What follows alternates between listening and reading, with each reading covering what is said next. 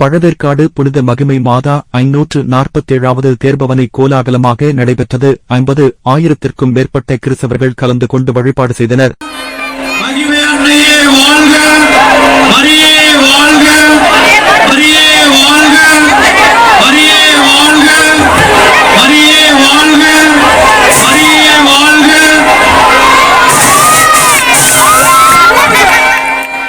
திருவள்ளூர் மாவட்டம் பழவேற்காடு பகுதியில் பழமை வாய்ந்த மகிமை மாதா திருத்தலம் அமைந்துள்ளது.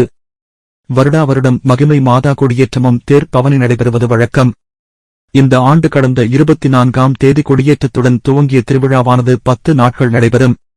முக்கிய நிகழ்வாக நடைபெற்ற தேர்பவனியில் திரளான கிறிஸ்தவர்கள் கலந்து கொண்டு மாரியே வாழ்க என் வழிபட்டனர்.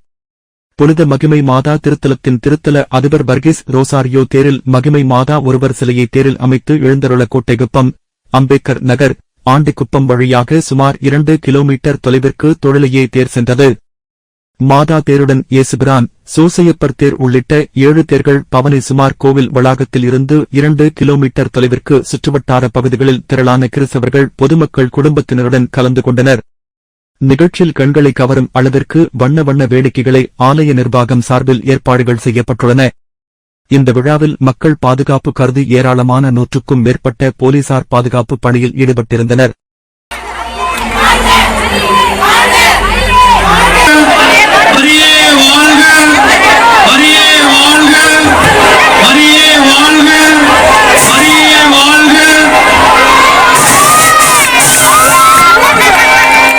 தயவு செய்து யாருமே உப்புகளையோ காசுகளையோ மாதாவுக்கு வீச வேண்டாம். தயவு செய்து உப்பு காசு எதுவுமே மாதாவுடைய சுருபத்தின் மீது வீச வேண்டாம். மாதாவுடைய தேர் மீது வீச வேண்டாம். பூக்கள் மட்டும் வீசுங்கள். மரியே வாழ்க, மரியே வாழ்க, மரியே வாழ்க, மரியே வாழ்க.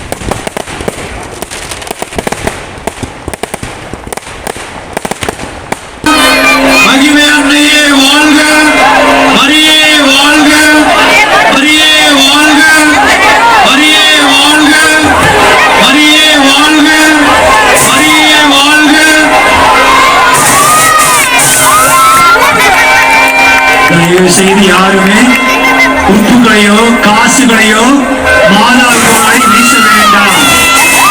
தயவு செய்து உப்பு காசு எதுவுமே மாதாவுடைய சுருபத்தின் மீது வீச வேண்டாம். மாதாவுடைய தேர் மீது